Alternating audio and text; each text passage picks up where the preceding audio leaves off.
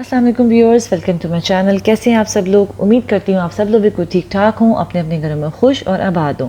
तो व्यूअर्स, फिर हाजिर हुई हूँ एक नई रेसिपी के साथ। आज हमारे किचन में जो रेसिपी बन रही है वो है गजरेला। हर घर में ज़रूर बनता है, हर घर में हर स्टाइल से बनता है। तो चलिए आज मेरे स्टाइल में से जल्दी से शुरू कर लेते हैं। अगर आपने मेरा ये चैनल अभी तक सब्सक्राइब नहीं किया है तो इस रेड बटन को प्रेस करके जल्दी से इसे सब्सक्राइब कर लीजिए और इस बेल आइकन को प्रेस करना बिल्कुल भी मत भूलिए। इससे मेरे आने वाली तमाम नई वीडियोस की आपको नोटिफिकेशंस मिलेंगी।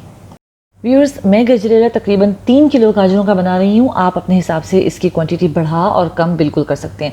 3 किलो मैंने गाजरें ले ली, धो ली, अच्छे तरीके से छील लिया और इसे मैंने कद्दूकश कर लिया। ठीक है, मैंने तो चॉपर में जो अटैचमेंट होती है वो लगा के इसे कद्दूकश कर लिया है। जिस तरह से आपको सहूलत हो आप उस तरह से इसे कर सकते हैं। एक खुले पैन में मैंने इसको ऐड कर दिया है और स्टोव मैंने इसका ऑन कर दिया है। अब हमने इसको कवर करके इतनी देर पकाना है कि ये अपना तमाम वाटर जो है कैरेट्स का जो नेचुरल वाटर होता है वो रिलीज़ हो जाए और हमें उस वाटर को फिर ड्राई आउट करना है। तो वैसे कवर कर देती हूँ और इसे इतना मैं पका लूँगी कि ये तमाम का तमाम जो इसमें वाटर है जो नेचुरली होता है वो रिलीज़ हो जाए और उसके बाद हम इसके फिर खुश्क करेंगे।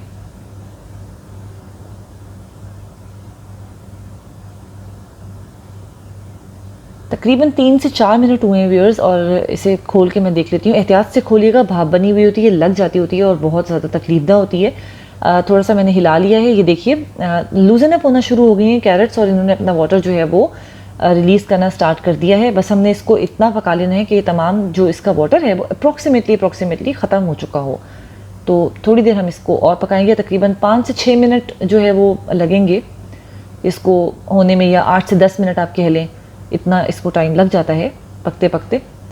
जब तकरीबन पानी जो है वो ड्राई हो जाए और आपको पानी नज़र ना आए तो इस स्टेज पे हमने इसमें 3 किलो मिल्क ऐड करना है। फुल क्रीम मिल्क मैं ऐड कर रही हूँ और जितनी गाजर है उतना ही हमने इसमें दूध शामिल करना है। अब दूध ऑब्वियसली नज़र नहीं आएगा, ये सारा का सारा दूध हमने इसको इतना पकाना है कि ये ड्राई आउट हो जाएगा। इसी में ही गाजरों का जो है वो एक टेस्ट बनेगा और बहुत ही अच्छा और रिच जो है वो ये गजरेला रेडी होता है। बहुत ही हेल्दी होता है, सुबह नाश्ते में लीजिए, आपको किसी और चीज़ की ज़रूरत नहीं है। इतना हेल्दी है, अल्लाह मियाँ ने एक जो वेजिटेबल है वो बनाई है, सर्दियों की सौगात है, तो वो ज़रूर खाना चाहिए।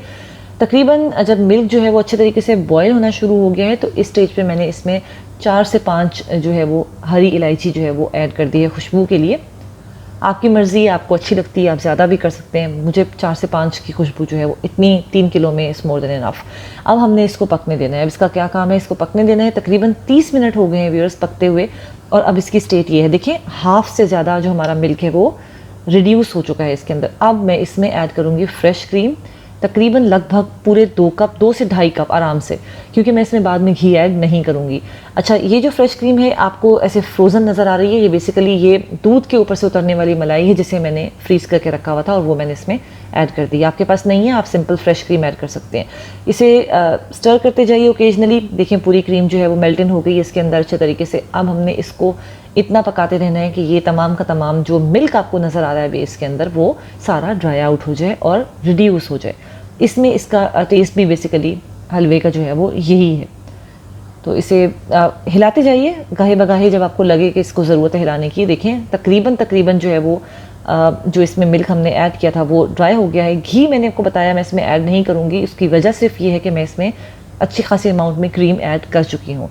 इस स्टेज पे जब ये तकरीबन ड्राई हो चुका हो तो मैंने इसमें चीनी ऐड की है, तकरीबन 1.5 से पौने 2 कप।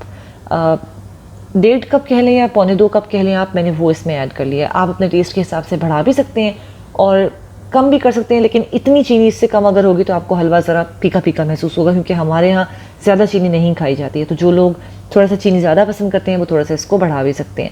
अब इसे हमने अगेन कुक करते जाना है और अब इस स्टेज पे मैंने इसमें कुछ कोकोनट तकरीबन आधा कप और क्रश्ड आलमंड जो है वो भी तकरीबन आधा कप मैंने वो ऐड कर दिए हैं। कुछ लोग जो है वो खोपरे की काशें इसमें ऐड करते हैं, बस मुझे जो है वो ये कोकोनट इसी तरह से ग्रेट हुआ वही अच्छा लगता है, तो वो मैंने इसमें ऐड किया। अब हमने इसको पकाते जाना है और इसको इतना पका लेना है कि इसमें ज़रा भी कोई जो मिल्क के आसार थे वो ना रहें। देखिए मैं इसको प्रेस करके देख रही हूँ।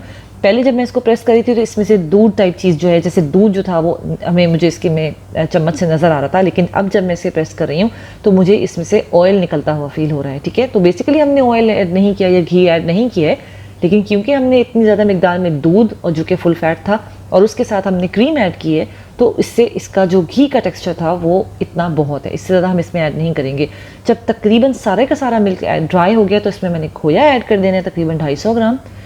तो 250 ग्राम खोया मैं इसमें ऐड करूँगी। इसे हम अगेन मिक्स करेंगे ताकि खोया जो है वो बहुत अच्छे तरीके से इसके अंदर मिक्स हो जाए और इसको हमने पका लेना है। फिर वही मैं आपको बताऊंगी कि आपने इसको इतना पकाना है कि इसका जो हम ऑयल है वो सारे का सारा सेपरेट हो जाए। बार बार मैं आपको यही बात बता रही हूँ कि ऑयल हमने इसमें घी हमने इसमें ऐड नहीं किया है। घी इसका नेचुरल जो भी है वो इसके अंदर ही है। इसको अच्छे तरीके से भुनाई करना एक ख़ास अमल है इसका। प्रेस करके देख लीजिए, आपको इसकी साइड पे जो है वो सारा का सारा ऑयल नज़र आना शुरू हो जाएगा। तो बस हमारा हलवा जो है वो परफेक्टली रेडी है। तकरीबन 10 से 15 मिनट लगे हैं इसको अगेन स्टर करते हुए पकाने में, भूनने में। तो गार्निश कर दीजिए खोए के साथ और अपनी नट्स की जो भी आपको पसंद हो, चाहे वो पिस्ता हो, बादाम हो, और आप इसको तनावुल फरमाइए। तो उम्मीद करती हूँ आपको मेरी रेसिपी बहुत ज़्यादा अच्छी लगी हो। अगर अच्छी लगी हो तो इसे लाइक कीजिए, कमेंट कीजिए और शेयर कीजिए। नेक्स्ट वीडियो तक के लिए मुझे इजाज़त दीजिए, फिर हाजिर होंगी एक नई रेसिपी के साथ। जब तक अपना ख्याल रखिए, मुझे दुआओं में याद रखिए। अल्लाह हाफिज़।